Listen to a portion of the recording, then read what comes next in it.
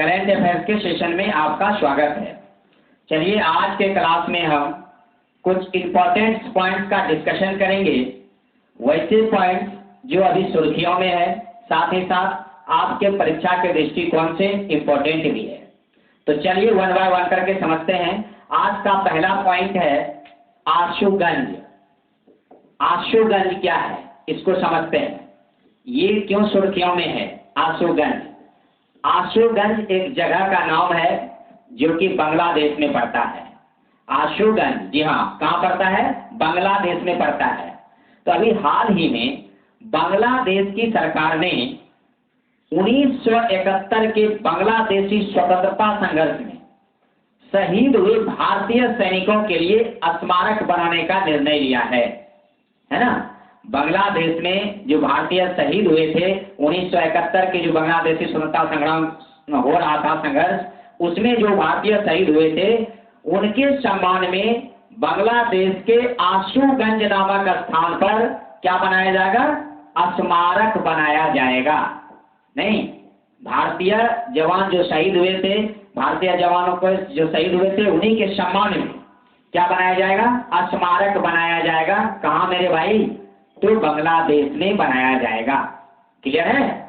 तो बांग्लादेश की सरकार ने ऐसा निर्णय लिया है कि आशुगंज, जहां आशुगंज जगह का नाम है जहां पर भारतीय सैनिक जो बांग्लादेशी संघर्ष हुआ था 1971, याद कीजिए 16 दिसंबर 1971 की घटना थी, बांग्लादेश स्वतंत्रता संग्राम, है ना। तो उसमें जो भारतीय सैनिकों ने चढ़ करके बढ़ करके हिस्सा लिया, भारत के वीर सपूतों ने, तो उन्हीं के सम्मान में आशुगंज नामक स्थान पर स्मारक बनाने का निर्णय बांग्लादेश की सरकार द्वारा लिया गया। तो बांग्लादेश की सरकार की यदि बात करें तो बांग्लादेश में के प्रधानमंत्री शेख हसीना हैं। पता होगा कि बांग्लादेश की जो पीएम है वो कौन है? शेख हसीना, है ना। शेख हसीना वहां के पीएम है। साथ ही साथ वहां के जो राष्ट्रपति महोदय हैं वे कौन है? वहां के नूरुल इस्लाम है, याद रखिएगा। वहां के राष्ट्रपति महोदय वहां के कौन है? नूरुल इस्लाम। नूरुल इस्लाम जो है वहां के राष्ट्रपति हैं और प्रधानमंत्री हैं शेख हसीना। और इन्हीं के द्वारा क्या किया गया कि अभी हाल ही में बांग्लादेश के आशुगंज नामक स्थान पर स्टार्ट किया गया है। क्या बनाने का निर्णय लिया गया है? स्मारक बनाने का निर्णय लिया गया है, जो कि 16 दिसंबर 1971 को जो बांग्लादेश स्वतंत्रता संग्राम हुआ था उसमें जो बांग्लादेशी स्वतंत्रता संग्राम में जो भारतीय शहीद हुए थे उनके सम्मान में यह निर्णय लिया गया है। भारतीय सैनिकों के सम्मान में यह स्मारक बनाया जाएगा। चलिए समझते हैं आज का पॉइंट नंबर 2। आज जो पॉइंट नंबर 2 है वह है गूगल क्लासरूम। जी हाँ, Google classroom, G suite and Google classroom, पता होगा आपको गूगल क्लासरूम। तो गूगल क्लासरूम बनाने का निर्णय अभी महाराष्ट्र सरकार ने लिया है। इसके लिए उन्होंने गूगल के साथ साझेदारी की है। यानी कि 6 अगस्त का घटना है, 6 अगस्त 2020 का। जो 6 अगस्त 2020 को महाराष्ट्र की सरकार ने पूरे राज्य के स्कूलों में, यानी अपने राज्य के जितने भी स्कूल हैं वहां पर उन्होंने डिजिटल शिक्षा उपकरण पेश करने हेतु गूगल के साथ क्या किया है? साझेदारी किया है कि डिजिटल कक्षा पेश हो। यानी शिक्षा के लिए G suite and Google classroom launch करने वाला देश का पहला राज्य बना है महाराष्ट्र। याद रखिएगा, यानी शिक्षा के लिए देश का ये पहला राज्य बन गया है। देश का पहला राज्य, है ना, देश का पहला राज्य जो क्या करेगा? G suite and Google classroom launch करने वाला जो है बना है। देश का पहला राज्य कौन बना है? महाराष्ट्र बना है। कौन बना है? महाराष्ट्र बना है, जो कि डिजिटल क्लासरूम की व्यवस्था करने हेतु यह गूगल के साथ समझौता किया है। गूगल के साथ जो है साझेदारी करके जो है ऐसा इन्होंने निर्णय लिया है महाराष्ट्र की सरकार। समझ गए? तो महाराष्ट्र की यदि बात करें, महाराष्ट्र की राजधानी मुंबई होता है, सबको पता होगा, है ना। महाराष्ट्र मुंबई नहीं, साथ में महाराष्ट्र का जो हेड क्वार्टर बना है, यानी कि महाराष्ट्र हो गया, चेन्नई हो गया, यानी मुंबई चेन्नई, है ना। साथ में एक कोलकाता, है इन सब के हाई कोर्ट का जो स्थापित हुआ है वह 1862 में हुआ है। कब हुआ है? 1862 में। महाराष्ट्र का हेडक्वार्टर पड़ता है मुंबई में, है ना। ये तमिलनाडु मद्रास का, मद्रास वाला चेन्नई में, कोलकाता का जानते हैं आप, कोलकाता में, यानी पश्चिम बंगाल का कोलकाता में पड़ता है ना। तो इसका स्थापना कब हुआ? 1862 में ये इसके हेडक्वार्टर कहते हैं हाई कोर्ट की स्थापना हुई। क्लियर है? यानी कि गूगल क्लासरूम प्रारंभ करने वाला देश का पहला राज्य बन गया है महाराष्ट्र। क्वेश्चन बनेगा, शिक्षा के लिए G suite and Google classroom launch करने वाला देश का पहला राज्य कौन बना है? आप कहेंगे महाराष्ट्र बना है। कौन बना है? तो महाराष्ट्र बना है। क्लियर है? चलिए समझते हैं नेक्स्ट पॉइंट। अगला जो पॉइंट है आपका वह है मुख्यमंत्री किसान सहाय योजना। जी हाँ, मुख्यमंत्री किसान सहाय योजना, ये देखिए इसका जो प्रारंभ करता है मुख्यमंत्री किसान सहाय योजना, मुख्यमंत्री किसान सहाय योजना, ये प्रारंभ किया गया है गुजरात सरकार के द्वारा, है ना। किसके द्वारा? गुजरात सरकार के द्वारा मुख्यमंत्री किसान सहाय योजना प्रारंभ किया गया है गुजरात सरकार के द्वारा। अभी हाल ही का घटना है जो 10 अगस्त 2020 को गुजरात सरकार के द्वारा मुख्यमंत्री किसान सहाय योजना लॉन्च किया गया है, यानी गुजरात सरकार के विजय रूपाणी के द्वारा, यानी वहां के मुख्यमंत्री अभी कौन है? विजय रूपाणी। साथ ही साथ गवर्नर वहां के अभी नए बने हैं आचार्य देवव्रत, जो हिमाचल प्रदेश के गवर्नर थे, यानी कि उनके अभी गवर्नर कौन बने हैं? आचार्य देवव्रत। यानी गुजरात के सीएम विजय रूपाणी, कौन? गुजरात के सीएम विजय रूपाणी के द्वारा, है ना, क्या किया गया? मुख्यमंत्री किसान सहाय योजना लॉन्च किया गया है गुजरात सरकार के द्वारा। क्लियर है? तो याद रखिएगा, गुजरात सरकार भूलिएगा नहीं, एकदम बिल्कुल याद रखिएगा। गुजरात सरकार के द्वारा अभी हाल ही में मुख्यमंत्री किसान सहाय योजना प्रारंभ किया गया है। क्लियर है? अब मैं बात करता हूं पॉइंट नंबर 4 का। पॉइंट नंबर 4 है आपका थंगजोर गुल्फ रिसोर्स परियोजना। ये क्या है इसे समझते हैं। थंगजोर गुल्फ रिसोर्स परियोजना, ये कहाँ स्थित है ना। थंगजोर गुल्फ रिसोर्स परियोजना ये स्थित है सिक्किम में। कहाँ स्थित है? सिक्किम में स्थित है। क्लियर है? कहाँ स्थित है? सिक्किम में स्थित है थंगजोर गुल्फ रिसोर्स परियोजना। इसका डिजाइन कनाडा की एक कंपनी है ग्राहम कुक एंड एसोसिएट्स, यानी कि इस परियोजना का जो डिजाइन तैयार किया गया है ना, डिजाइन जो तैयार किया गया है वह कनाडा की कंपनी के द्वारा किया गया है। कनाडा की कंपनी के द्वारा किया गया है ना, कनाडा की कंपनी के द्वारा, जिसका नाम क्या है? Graham cook and associates. उन्हीं के द्वारा जो है ये थंगजोर गुल्फ रिसोर्स परियोजना प्रारंभ किया गया है अभी हाल ही में। क्लियर है? अच्छी तरीका से समझते चलेंगे, कोई हड़बड़ाहट नहीं, है ना। मुख्यमंत्री किसान सहाय योजना पूछेगा, गुजरात मारिएगा, थंगजोर गुल्फ रिसोर्स परियोजना कहिएगा, सिक्किम। इसका डिजाइन किसने किया है? तो कनाडा की एक कंपनी है जिनका नाम है ग्राहम कुक एंड रिसोर्स, है ना, उन्हीं के द्वारा जो है इनका डिजाइन किया गया है। अब मैं बात करता हूं ARFC नॉलेज पैक, है ना, नॉलेज पैक। ध्यान दीजिएगा, point number 5 ARFC knowledge pack क्या है इन्हें समझते हैं। ARFC यानी क्या? ए फॉर एफोर्डेबल हो जाएगा, affordable rental housing complex. Clear है? Affordable rental housing complex. Clear है? Affordable rental housing complex knowledge pack ये स्टार्ट किया गया है आवास एवं शहरी मामलों के मंत्री हरदीप सिंह पुरी के द्वारा।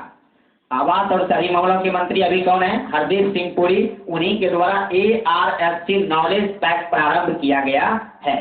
याद रखिएगा कि ARFC नॉलेज पैक का संबंध किससे हो गया? आवास एवं शहरी विकास मंत्री कौन है? हरदीप सिंह पुरी के द्वारा प्रारंभ किया गया है। हरदीप सिंह पुरी के द्वारा, हरदीप सिंह पुरी के द्वारा प्रारंभ किया गया है, जो कि आवास और शहरी मामलों के मंत्री हैं। क्लियर है? कौन मंत्री हैं? आवास और शहरी मामलों के मंत्री हैं। इन्हीं के द्वारा affordable rental housing complex knowledge pack प्रारंभ किया गया है अभी हाल ही में। क्लियर है? अब मैं बात करता हूं नेक्स्ट पॉइंट की।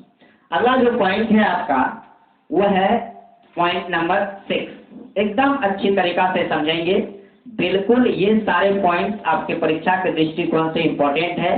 देखिए, जो लोग फॉर्म भरना चाहते हैं बिहार एसआई का, वो सब आ गया है, वो सब भर सकते हैं आप लोग। बीपीएससी का भी आने वाला है, आ रहा है, वो सभी फॉर्म भरिए और तैयारी में बिल्कुल जुट जाइए, है ना। करेंट अफेयर्स की चिंता बिल्कुल छोड़ दीजिए। करेंट अफेयर्स यहाँ से निश्चित रूप से आएगा।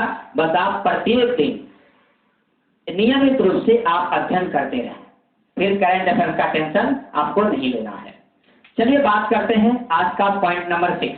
पॉइंट नंबर 6 में कुछ बुक्स लेके आए हुए हैं। हर दिन की भांति जो मैं आपको बुक्स बताता हूँ, ये सारे बुक्स बहुत इंपॉर्टेंट होता है, इनसे एग्जाम में क्वेश्चन रहने की उम्मीद है। चलिए समझते हैं ग्रीन लाइट्स। ग्रीन लाइट्स जो पुस्तक है, ध्यान दीजिएगा, एक पुस्तक है ग्रीन लाइट्स। ग्रीन लाइट्स, तो ग्रीन लाइट्स पुस्तक के लेखक हैं मैथ्यू मैकनागे। क्या है? मैथ्यू मैकनागे इसके लेखक हैं, मैथ्यू मैकनागे, है ना। ये ऑस्कर विजेता भी रह चुके हैं मैथ्यू मैकनागे। इन्हीं के द्वारा ग्रीन लाइट्स पुस्तक लिखा गया है। ये ऑस्कर विजेता भी रहे हैं, ध्यान रखिएगा, है ना। ग्रीन लाइट पुस्तक के लेखक हैं ये। अमेजिंग अयोध्या नेक्स्ट पुस्तक है, अमेजिंग अयोध्या। अमेजिंग अयोध्या, है ना। अमेजिंग अयोध्या पुस्तक के लेखक कौन हैं?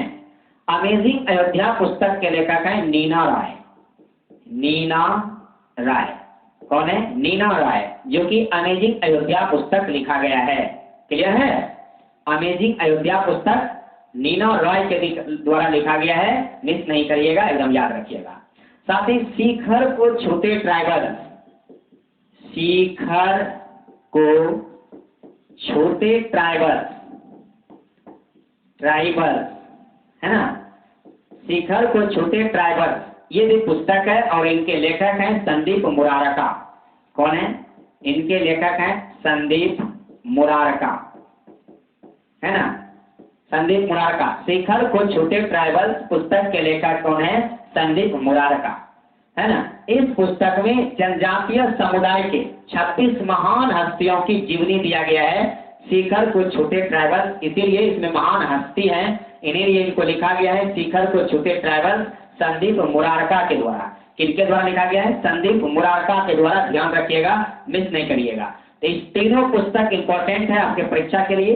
चलिए देखते हैं। ग्रीन लाइट्स पुस्तक के लेखक मैथ्यू मैकनागे, अमेजिंग अयोध्या पुस्तक के लेखक नीना राय और शिखर को छोटे ट्राइबल्स पुस्तक के लेखक हैं संदीप मुरारका, जिसमें कि जो है ये शिखर को छोटे ट्राइबल्स में जो है महान जनजातीय समुदाय के 26 महान हस्तियों की जीवनी को दर्शाया गया है, इसमें ध्यान रखिएगा।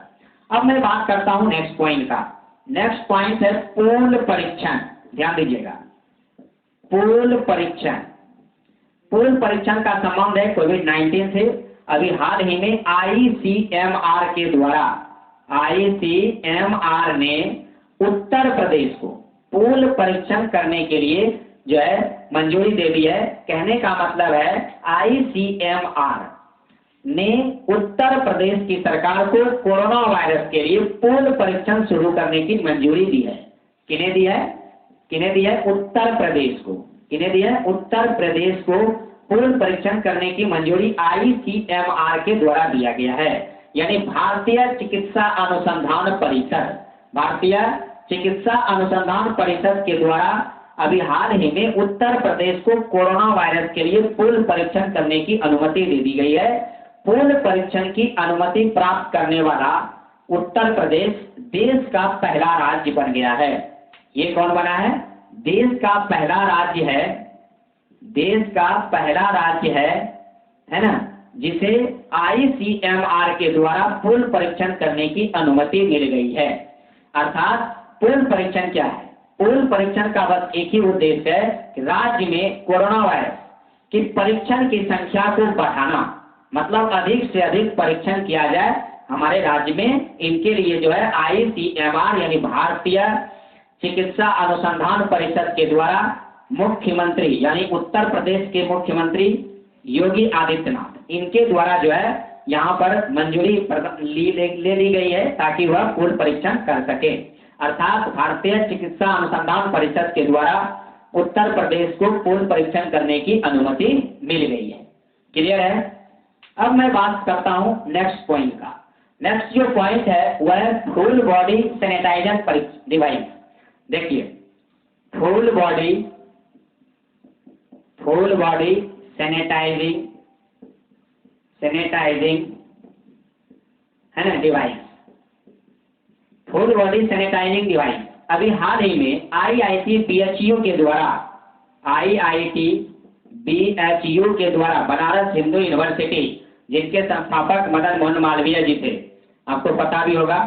IIT BHU के द्वारा फुल बॉडी सैनिटाइजिंग डिवाइस विकसित किया गया है। इनका मेनली काम क्या है?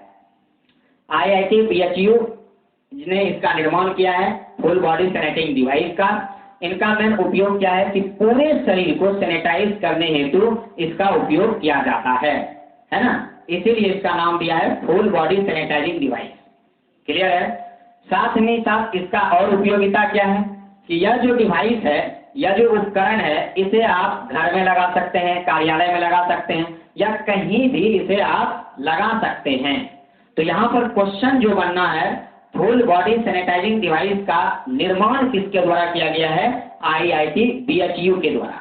तो भूलिएगा नहीं, किसके द्वारा? IIT BHU के द्वारा जो है इसका निर्माण किया गया है। क्लियर है? अब कुछ देश हैं जिनके नए कुछ प्रधानमंत्री बने हुए हैं, है ना, इनकी तरफ से चर्चा हम लोग कर लेते हैं।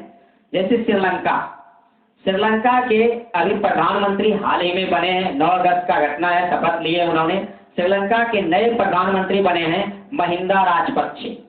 कौन बने हैं? याद रखिएगा, महिंदा राजपक्षे, है ना, महिंदा राजपक्षे यहाँ के प्रधानमंत्री। और राष्ट्रपति जो महोदय हैं श्रीलंका के राष्ट्रपति, देखिए प्रधानमंत्री अभी हाल ही में नए बने हैं और श्रीलंका के राष्ट्रपति हैं गोटाबाया राजपक्षे।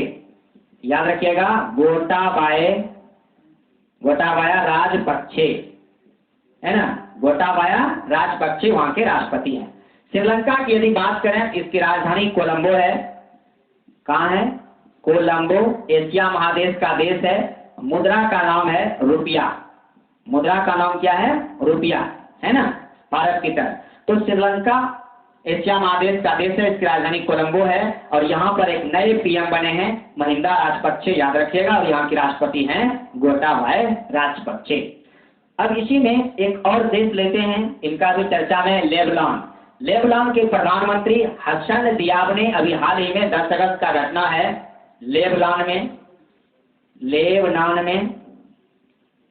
है ना, लेबनान में उनके जो PM थे हसन दियाब,